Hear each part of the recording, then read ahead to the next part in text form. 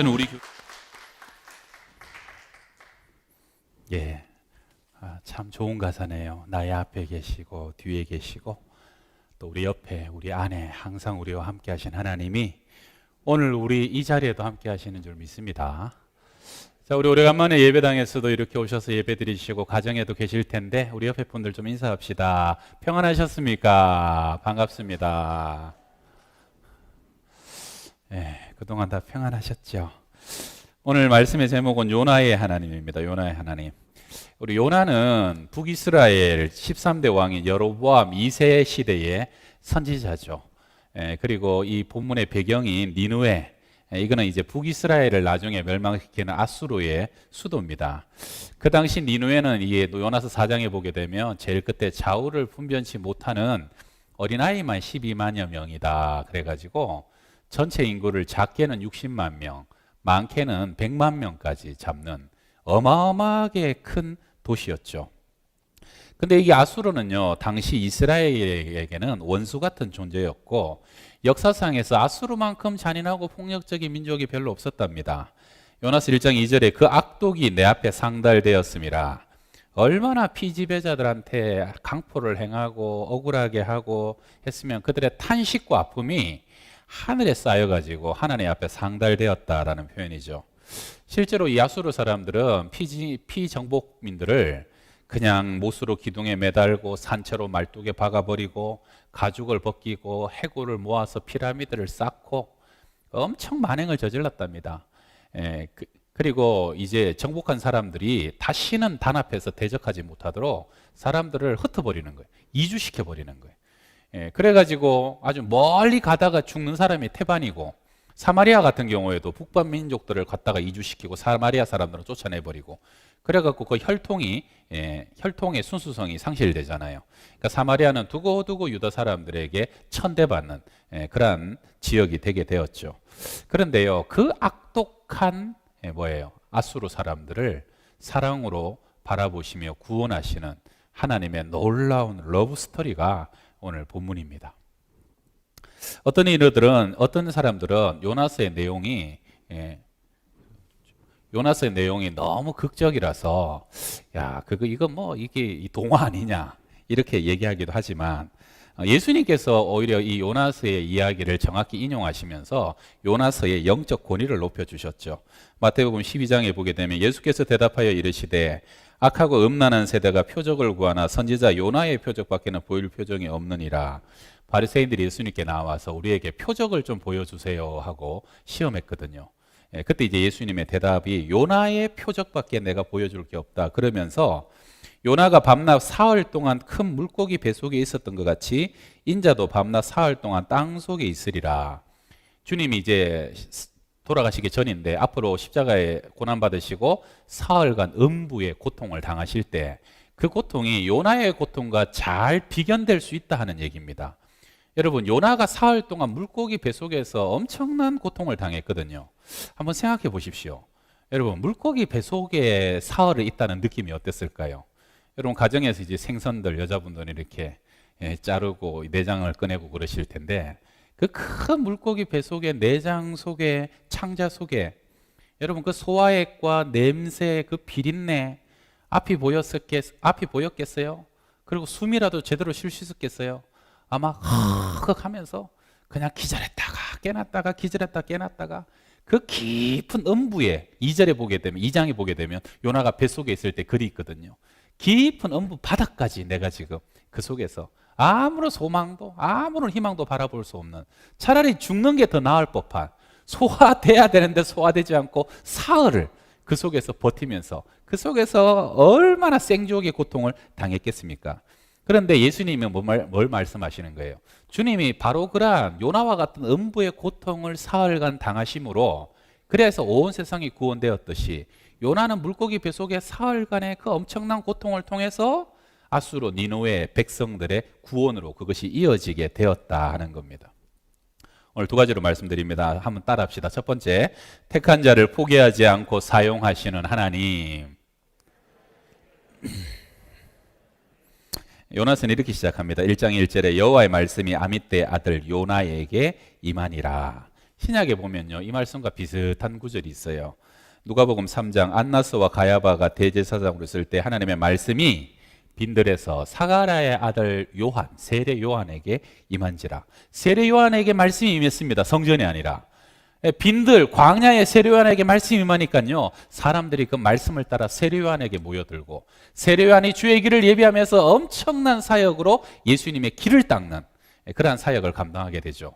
근데 이 아미떼 아들 요나에게 똑같이 말씀이 임했는데, 사명을 받았는데, 요나는 그때부터 삐딱선을 타기 시작합니다.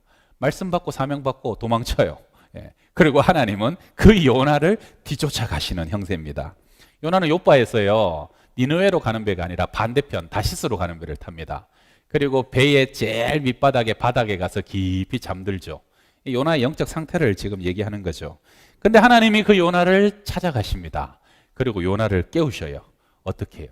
온 바다를 뒤흔드시고, 요나가 탄 그 큰 배를 뒤흔드셔가지고 1장 4절에 보게 되면 배가 거의 깨지게 된지라. 아주 배가 박살나게 될 정도로 그렇게 하나님이 요나를 깨우시는 거예요. 요나 한 사람 깨우려고. 그 배에 탄 사람들이 전부 다 짐을 버리고 하는데 이건 어떻게 할 수가 없는 거예요. 그래서 사람들이요, 제비를 뽑자. 누구 때문에 이러한 어려움이 있는가? 그래서 제비를 뽑는데 콕 집어서 요나가 제비가 당첨이 되죠. 요나는 그 전까지는 시침이 뚝 떼고 있다가요, 자기가 제비에 딱 걸리니까 그때 자기가 누구인지, 자기가 어떻게 하나님의 명을 거역해서 도망가고 있는지 밝히면서 나를 바다에 집어 던지라고.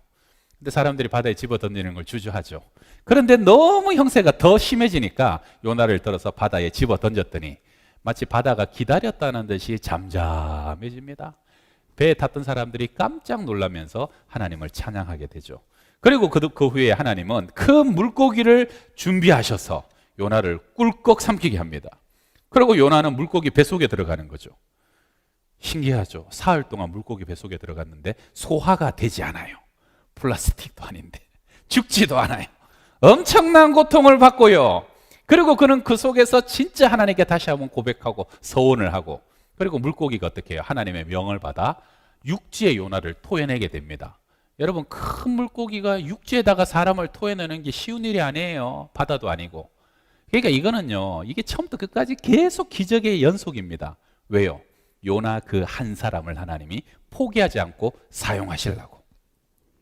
여러분, 사명자들이요, 하나님의 뜻을 순종해야지. 사명자가 하나님의 뜻을 순종하지 않고 도망가고 숨으면 함께 배에 탄 사람들이 고통을 당하고, 때로는 그 가정이 어려워지고 그 교회도 어려워질 수 있다 하는 거죠. 그리고 하나님의 말씀이 다시 요나에게 임하고 요나는 니느웨로 결국 가게 됩니다.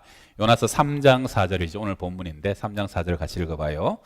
요나가 그 성읍에 들어가서 하루 동안 다니며 외쳐 이르되 40일이 지나면 니느웨가 무너지리라 하였더니, 니느웨는 사흘길이에요. 근데 요나는요, 하루길만 갑니다. 가기 싫은 거예요. 그리고 하루길 다니면서 진짜 거두절미하고 뭐라고 외칩니까? 무너지리라, 무너지리라. 40일이 지나면 이 성이 무너지리라, 무너지리라 이러고 다니는 거예요. 참 성의 없는 전도입니다. 성의 없는 사역이에요. 속마음은 뭐예요? 다 무너져 버려라.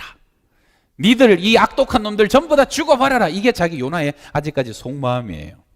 그런데 놀라운 일은 그러한 요나의 전도를 듣고 엄청난 그 세계 변화와 회개의 대각성 운동이 시작되는 겁니다. 우리 5절 6절 읽어봅시다. 니느웨 사람들이 하나님을 믿고 금식을 선포하고 높고 낮은 자를 막론하고 굵은 베옷을 입은지라. 그 일이 니느웨 왕에게 들림에 왕이 보좌에서 일어나 왕복을 벗고 굵은 베옷을 입고 제 위에 앉으니라. 니느웨 사람들이요, 기다렸다는 듯이 하나님을 믿기 시작하고 금식하고 굵은 베옷을 입고 회개하는데, 심지어는 임금까지 회개하고 제 위에 앉아가지고 그들의 죄를 돌이키기 시작했다는 겁니다. 여러분, 이 베옷이라는 것은 매우 거친 옷이죠. 이것은 통상적으로 장례식 때 입는 옷이죠. 우리는 지금 살았으나 죽은 자와 같은 처지가 되었다라고 고백하면서 하나님의 긍휼을 구하는 거죠. 심지어 7절 이하에게 보게 되면 왕이 조서를 내리는데, 사람은 물론 짐승들, 소떼들, 양떼들 물도 마시지 말고 전부 다 금식해라. 짐승들까지 금식해라. 그리고요, 사람뿐만 아니라 짐승들까지 굵은 베옷을 입고 하나님께 부르짖어라 그러는 거예요. 그러니까 그 도시가 여러분 100만에 이르는 도시잖아요. 그 100만에 이르는 도시와 온 도시가 회개하면서 진짜 역사 안에서 전무후무할 정도로 회개와 각성의 운동이 그 도시 안에서 요나의 선포 속에서 시작되게 되었다는 거예요. 여러분, 고대 문헌에 보게 되면 이 요나의 타이밍이 기가 막힌 게, 요나가 니느웨에 가기 직전에 큰 지진이 있었어요. 그 다음에 일식 현상이 있었어요. 해가 가려져 버린 거예요. 그러니까 그 시대 사람들이, 옛날 사람들이 일식이 일어나게 되면, 야, 이거 큰일 났다, 이게 엄청난 뭔가가 일어나겠다 그러고 하나님이 이미 그들의 마음을 절반 이상 무너뜨려 놓은 거예요. 그런데 요나가 와가지고 무너지리라 무너지리라 하니까요, 백성들이 그냥 와르르 마음이 그냥 전부 다 무너져 버린 거예요. 그 악독한 사람들이. 여러분, 누가 하신 거예요? 하나님이 계획하고 작정하고 하신 거예요. 그 백성들을 살리시려고. 그런데 놀라운 거는 내가 요나를 통해서, 요나를 사용해서 이 백성을 구원하시겠다 하는 거예요. 여러분, 하나님은 하고자 하시는 바를 반드시 이루시는 하나님이신 것을 믿으십니까? 하나님이 살리려고 하는 자는 반드시 살립니다. 하나님이 구원하기로 작정하신 자는 반드시 구원하시는 줄 믿으시길 바랍니다. 그게 바로 하나님의 주권입니다. 우리도요, 사실은 초월적인, 무조건적인 하나님의 은혜를 받아갖고 지금 여기서 예배하고 있잖아요. 구원받은 백성이 되었잖아요. 여러분, 참 희한한 게 뭡니까? 요나는 말씀도 임했고 지옥의 고통도 맛봤고, 그리고 요나가 그냥 성의 없이 선포했는데도 100만 도시가 다 회개하고 전부 다 구원받고, 소위 말하면 엄청난 사역의 열매도 거두게 됩니다. 그런데 정작 요나 본인 안에는요, 하나님의 마음과 하나님의 심정은 요만큼도 없어요. 요나는요, 그 3장이 지나고 난 뒤도 4장에 보게 되면 언덕 위에 올라가가지고 어떻게 망하는가 보자 하고 이러고 앉아있어요. 이제 무너지나 저래 무너지나, 이제 망하나 저제 망하나.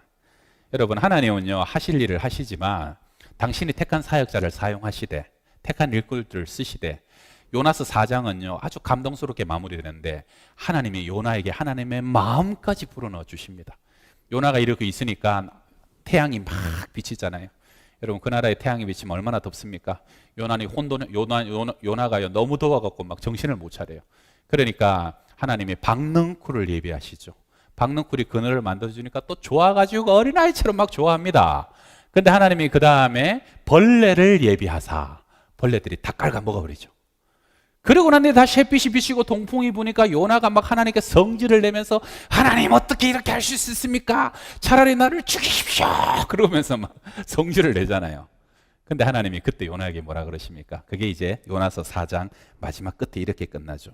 여호와께서 이르시되 네가 수고도 아니하였고 재배도 아니하연, 하룻밤에 났다가 하룻밤에 말라버린 이 박넝쿨을 그렇게 아꼈는데, 이 큰 성읍 니느웨를 봐라. 좌우를 분변치 못하는 저 어린 아이들만 12만여 명이요, 이 많은 육축과 가축들, 이 사람들을 내가 아끼는 것이 어찌 합당치 아니하냐 그러면서요, 요나에게 마지막 하나님 아버지의 마음을 불어넣으시면서 이 요나서가 끝나게 됩니다.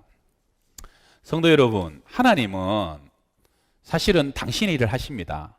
돌들을 통해서 찬양하기도 하시고, 나귀를 통해서 때를 대며 발람을 야단치기도 하시고, 하나님은 모든 것이 할 수 있는 분이에요.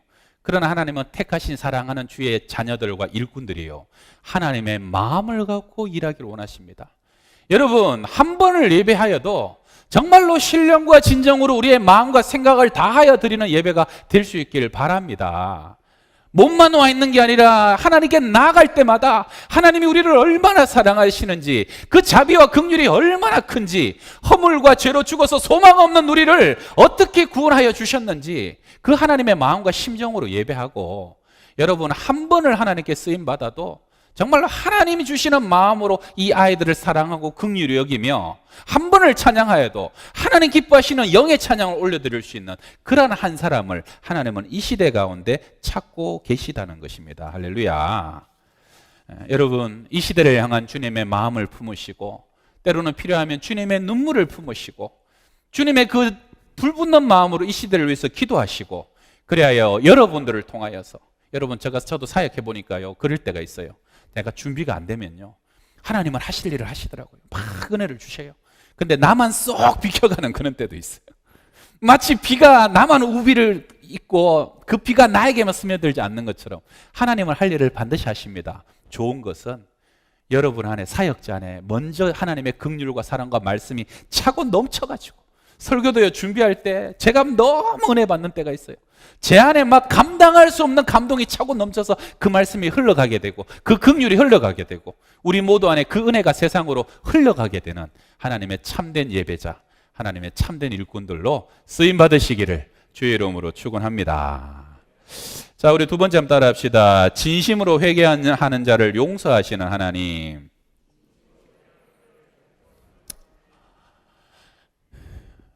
어린아이 하나가 새총을 만들어 가지고요, 이렇게도 쏴보고 저렇게도 쏴보다가 마침 집안에 있는 큰 거위 한 마리를 이렇게 탁 쐈는데 그게 정통으로 맞아갖고 거위가 죽어버렸어요. 가슴이 철렁합니다.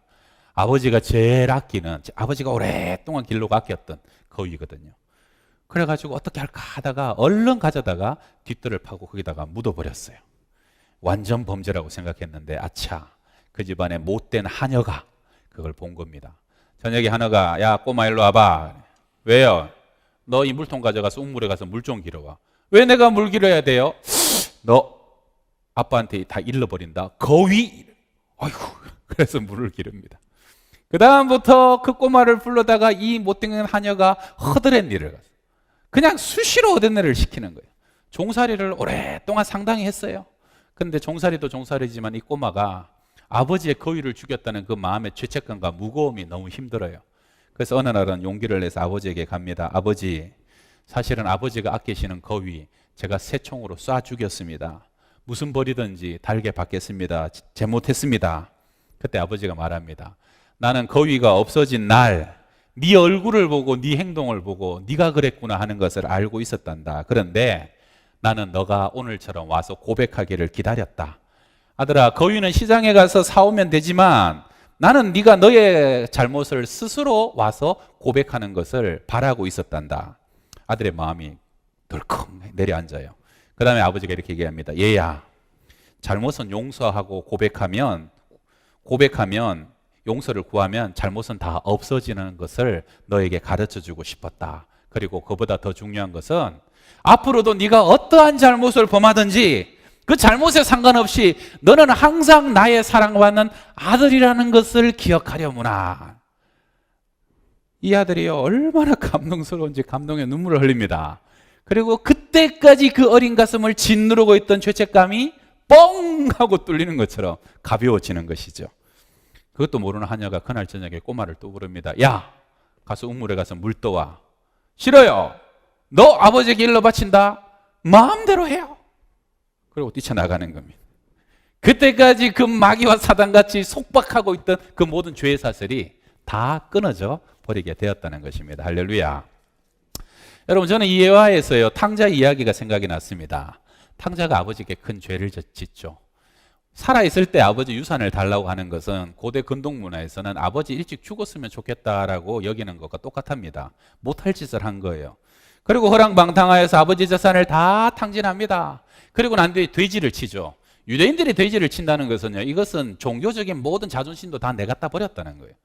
그렇게 비참하게 살다가 돼지 지엄 열매도 제대로 먹고 살 만한 여유가 없어요. 나중에 아버지를 생각하는 거예요. 아버지 집에 가서 내가 머슴이라도 부쳐 먹고 살면 굶어 죽지는 않겠구나. 가서 종살이라도 하자. 그러고 뚜벅뚜벅 차량하게 아버지 집을 걸어가는데 아버지가 저 멀리 상거가 먼데 아들을 봅니다. 어떻게 합니까? 달려오는 거죠. 아버지가 아들을 보자마자 안고 맞이하고 그 누더기옷을 벗겨버리며 새 옷을 입히고 새 신을 신기고 아들의 가락지를 다시 끼워주면 얼마나 기뻐하고 즐거워하는지 아들은요 깜짝 놀라는 거죠. 그 자기를 반기고 자기를 바라보는 그 아버지 얼굴과 그 아버지의 눈에 비친 자기 모습을 보면서 새롭게 깨닫는 거예요. 나는 여전히 사랑받는 아들이었구나. 나는 여전히 존귀한 아버지의 자식이었구나 하는 것을 깨닫게 됩니다. 그러면서요 무엇을 깨닫습니까? 내가 정말 아버지께 용서받을 수 있을까 없을까? 그 마음의 다짐이, 그 마음의 의문점이 별로 중요하지 않았다는 거예요. 아버지와 나는 용서하느냐 마느냐의 관계를 넘어서 이미 태어날 때부터 끊을 수 없는 사랑으로 연결된 관계였기 때문에 그 사랑 때문에 어떤 것이든 내가 주님 아버지께 돌아가기만 하면 다 용서된다는 것을 깨닫게 되었다는 거죠. 성도 여러분, 용서의 기반은 사랑이라는 것을 믿으시길 바랍니다. 내가 잘못했다고 말했기 때문에 용서받는 게 아니에요. 하나님이 태초부터 우리를 향한 긍휼과 사랑이 다함없이 여전히 흐르고 있기 때문에 내가 하나님께 돌이키기만 하면, 내가 내 죄를 주님께 자복하기만 하면 긍휼에 풍성하신 하나님은 언제든 우리의 모든 죄를 씻으시고 누더기를 벗기시고 우리를 주님의 자녀된 권세로 다시 회복시키면서 너가 얼마나 존귀한 존재인지 항상 확인하시는 그 놀라운 하나님의 사랑이 오늘도 우리를 붙잡고 있다는 것을 믿으시길 바랍니다. 여러분, 그렇게 감동하고 감화된 탕자가 어떻게 다시 돌아가서 옛날처럼 죄를 지을 수 있겠습니까? 그것은 불가능한 일인 거예요. 아버지의 엄청난 사랑 때문에 용서받은 아들은 그 엄청난 사랑 때문에 그의 삶이 변하게 되는 것이고요. 그렇게 정말로 용서를 체험한 사람은 또 다른 사람도 자기가 자연스럽게 용서하면서 살아갈 수밖에 없는 그러한 삶을 살아가게 된다는 것이죠. 오히려 이 탕자 집안에 진짜 문제는 누구였습니까? 탕자의 형이었어요. 형. 탕자가 돌아와 가지고요, 그렇게 영접하니까 아버지에게 뭐라고 불평합니까? 아버지, 나는 염소 새끼 한 번 잡아준 적 없으면서 이런 놈한테 살찐 송아리를 잡아갖고 잔치를 벌인다는 것이 이게 가능한 일입니까? 이해할 수가 없습니다. 여러분, 이게 요나의 마음과 동일한 첫째 아들의 마음입니다. 요나의 마음이 뭡니까? 어떻게 저런 민족을 용서할 수 있습니까? 저런 민족들은 벌받아야 되고 저주받아야 됩니다. 이건 옳지도 않고 공평하지도 않고 정의롭지도 않은 일입니다. 그래서 하나님께 끝까지 저항하는 거예요. 하나님께 끝까지 대드는 거죠. 근데 이게 큰아들만의 일이고 요나만의 일이겠습니까? 여러분은 어떠세요? 혹시 여러분 안에 하나님, 저 사람만큼은 용서받으면 안 됩니다. 저 집안만큼은 잘 되면 안 됩니다. 저 사람들이 과거에 어떤 짓을 했는데, 저 인간들이 어떤 마음으로 품고 살았는데, 혹시 내가 그렇게 생각하는 사람이 단 한 사람이라도 아직 남아있다면요, 하나님 앞에서 나는 아직도 요나입니다. 여러분, 누가 요나인 줄 아십니까? 손 한번 들어보세요. 손가락 따라해봐요. 요나. 오늘 이게 설교 주제, 내가 요나라는 것을 깨달아라. 제가 아는 목사님 한 분이 새로 담임으로 부임했는데 그 교회 바로 앞에 사역하시던 목사님이 10년을 사역하시다가 안 좋게 사임하셨어요. 교회에서 목사님이 거의 쫓겨나다시피 사임하셨으니까 교회 분위기가 좋지 않죠. 서로 의심하고 불신하는 분위기가 있는데 서로 부임을 했는데 이분이 와가지고 목사님 저분 조심하셔야 됩니다. 그리고 저분이 와가지고 목사님 이분 조심하셔야 됩니다. 그러니까 목사님이 너무 힘들다는. 그래서 저한테 전화를 해서 목사님 어디까지 믿어야 되고 누구를 믿어야 됩니까? 참 힘듭니다. 그래요. 여러분, 목회 시작할 때 제일 힘든 게 뭔지 압니까? 처음부터요, 특정한 사람을 은혜에서 제외시키고 목회하는 게 정말 힘듭니다. 여러분, 처음부터 색안경을 끼고 저 사람은 이래서 안 돼, 이 사람은 이래서 안 돼, 그런 마음이 내 마음에 조금이라도 자리 잡고 목회를 하는 것이에요, 얼마나 어려운지 모릅니다. 만약에 그러한 시각과 그러한 마음으로 목회를 하게 되면 누가 죽는 줄 아십니까? 목사가 죽습니다. 그리고 점점 교회가 죽어나가기 시작하는 겁니다. 여러분 생각해 보세요. 하나님이 선별적으로 은혜를 부어주셨습니까? 하나님의 빛이 여기는 비치고 저기는 안 비칩니까? 하나님의 은혜의 비가 여기는 부어지고 저기는 바짝 메말라 있습니까? 그렇지 않습니다. 하나님은 선인과 악인에게 동일하게 해를 주시고요, 비를 주시고, 하나님은 사실은 믿고 나아오고 주님의 긍휼을 구하는 자를 차별하지 않으시는 하나님이십니다.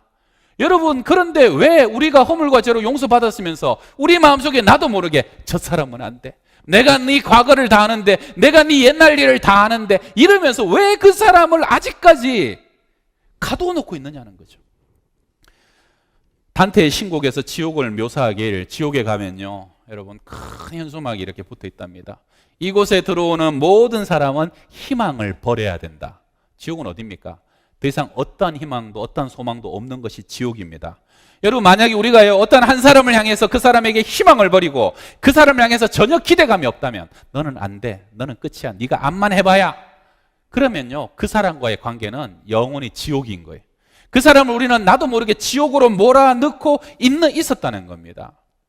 여러분, 그것이 얼마나 큰 악입니까? 여러분, 어떤 사람에게서도 하나님의 은혜를 제한하지 마시고, 어떤 사람에도 여러분이 그러한 금을 그어두고 주홍 글씨를 찍어두고 저 사람은 안 돼. 여러분, 그러지 마시길 바랍니다. 그럼 누가 죽어요? 내가 죽습니다. 내가. 제가 얘기 안 하고 마치겠습니다. 제가 부구역자로 안산에서 섬길 때 담임 목사님이 진짜 대노를 하신 적이 한 번 있었어요. 되게 더운 여름이었어요. 무지 더웠어요. 그 애가 특별히. 근데 이 목사님이 이렇게 몸도 약하시다 보니까 추위도 남보다 많이 타시고, 그 다음에 좀 예민하시다 보니까 본당이 크니까 대형 에어컨이 몇 대 들어왔거든요. 그래서 설교 시간까지는 틀고 설교가 끝나면은 에어컨을 좀 끄자. 그렇게 해서 항상 그렇게 진행됐는데, 그 여름이 너무 덥다 보니까 설교 시작할 때 에어컨을 껐는데 이 2층, 3층에 있던 사람들이 한 10분, 15분 지나니까 너무 더워서 설교 듣다가 3주 만에 500명이 나가버렸어요. 나중에 이제 목사님 몇 주 지나서 왜 이렇게 성도들이 줄었지? 왜 했냐? 물었는데 이제 행정 목사님이, 목사님, 설교 시간에 에어컨을 끄니까 너무 더워서 한 500명 나갔습니다. 아마 그 사람들은 여름이 끝나야 올 것 같습니다. 목사님이 화가 난 거예요. 아니, 그런 걸 왜 보고를 안 하고 그런 걸 왜 이렇게 조치를 안 했냐? 뭔 일을 그렇게 하냐? 그따구로 하려면 그만둬라! 이러식 된 거예요. 보통 일 아니죠, 여러분. 예배 드리다가 500명이 나갔는데. 그런데 이 행정 목사님도 화가 났어요. 그래서 뭐라 그러셨냐면, 대꾸한다고 한 것이 선을 넘어버렸어요. 목사님 먼저 그만두십시오. 그러면 저도 그만두겠습니다. 이거는 목사님 잘못입니다. 이렇게 된 거예요. 그래서 그 담임 목사님이 아주 그냥 뒤집어지셨어요. 그래갖고 저희들이 막 진정시키고 막 그랬는데, 저는 그때 거의 막내였거든요. 그러면서 이제 목사님이 그날 기도원 간다 그러고 사흘을 간 기도를 하러 가셨어요. 뭐 사흘 동안 교육자실 분위기가 뭐 아주 장난이 아니었죠. 싸늘한 데다가 다 걱정을 하는 거예요. 아유, 이제 행정 목사님 더 이상 우리 교회에서는 일하기 어렵겠구나. 그렇게 하고 어떻게 일을 합니까? 그런데 이제 사흘 뒤에 담임 목사님이 오셔가지고 아침에 예배를 하는데, 예배 딱 끝나고 첫 마디가 이래요. 다 내 잘못이다. 내 탓이다. 아무 일 없었던 걸로 하고 넘어가자. 그러고 이제 나가시는 거예요. 그러니까 이제 그때 행정 목사님 연세가 한 50이 좀 넘으셨나. 나이가 그분도 좀 있으셨어요. 아, 이제 어떻게 살아가야 되냐 막 그 걱정하다가 목사님이 갑자기 용서를 선언하시니까 주위에 목사님, 아유, 고생하셨습니다. 아유, 그러면서 이제 하나하나 나갔어요. 그래갖고 이제 그렇게 마무리됐는데, 문제는 제가 그 예배실, 그 회의실을 빠져나가질 못하겠는 거예요. 제 마음에 지금 너무 열불이 나가지고, 제 마음에 어떤 마음이 드냐면, 아, 이거는 말이 안 된다. 어떻게 담임 목사님한테 저러고 계속 일을 할 수 있는 거야? 이거는 공평하지 않아. 이거는 있을 수 없는 일이야. 막 제가 막 울그락불그락해서 제가 정신을 못 차리는 거예요. 그러면서 제가 막 화가 나갖고 하다가 제가 안에 앉아서 뭔 생각했냐면, 나는 앞으로 행정 목사님 목사 취급 안 해드릴 거야. 뭔 말 해봐라. 내가 저 목사님 말 듣나? 저렇게 목사님한테 대우하는 사람을 내가 어떻게 선임이라고 대우를 해주냐? 목사님은 용서하셨지만 나는 용서 못한다. 그러고 막 이러고 있는데, 제가 그 교회 가기 전부터 이제 고 목사님에 대한 좀 애정이 많으셔서 그랬기도 했겠지만, 그러고 막 울거락부락 하고 있는데 하나님의 음성이 저를 쓱 스치고 지나가는 거예요. 하나님이 저한테 뭐라 그러시냐면, 담임 목사님이 용서했다는데 네가 뭐라고 지금 용서하니마니, 네가 뭐라고 목사님 취급을 하니마니 그러고 앉았냐. 저한테 그렇게 얘기하시는 것 같은 거예요. 가만히 생각해 보니까 그 말이 딱 맞아요. 진짜 저 어른이 새까만 후배 같은 목사님이 저런 식으로 많은 사람 앞에 모욕을 줬는데 목사님이 용서하시겠다는 거예요. 그럼 끝이잖아요. 근데 이제 거기 막내고 아무거나 제가 앉아갖고 제가 뭐라고 용서를 하니 못하니, 앞으로 내가 말을 듣니 안 듣니, 이거는 말이 안 되는 거예요. 여러분, 하나님이 용서하셨으면 그 용서를 전적으로 받아들이시길 바랍니다. 하나님이 그 사람을 사랑하신다면 하나님의 마음으로 나도 그 사람을 바라보시고, 나도 그에게 또 새로운 소망과 기대감으로 그를 안아주시길 바랍니다. 그의 손을 잡아줄 수 있기를 바랍니다. 우리 찬양팀 오셔가지고 우리 같이 마지막 찬양 좀 하겠는데요. 여러분, 요나가 누구라고요? 자, 우리 손가락 들고 요나가 누구라고요? 요나, 내가 요나다. 오늘 설교의 마지막은 그겁니다. 여러분, 첫 번째는 용서받은 자로 사십시오. 그리고 두 번째는 그 용서와 그 사랑으로 또 다른 사람을 용서하면서 살아가시는 저와 여러분들 다 되시기를 부탁드립니다. 나는 용서받았네. 나는 용서받았네. 살아계신 아버지 사랑으로 용납되고 정죄함 없네. 진실하신 아버지 사랑으로. 우리 다시 한 번 더. 나는 용서받았네. 나는 용서받았네.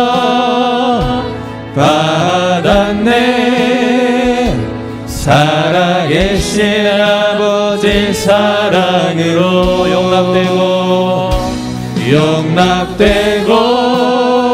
정죄함 없네.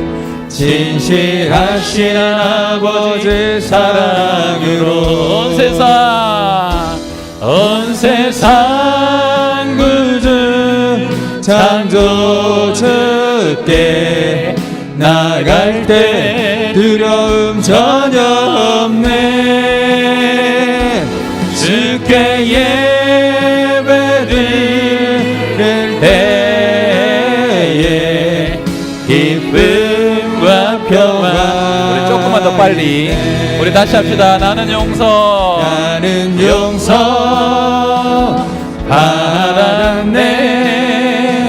살아계신 아버지 사랑으로 용납되고 정죄함 없네. 진실하신 아버지 사랑으로 온 세상 구주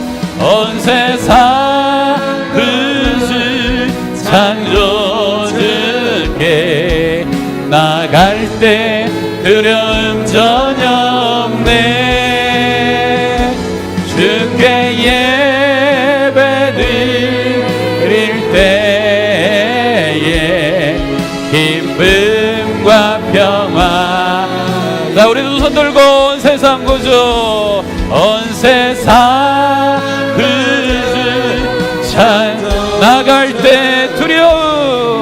나갈 때 두려움 전혀 없네. 주께 예배드릴 때에 기쁨과 평화. 우리 한 번 더. 온 세상 구주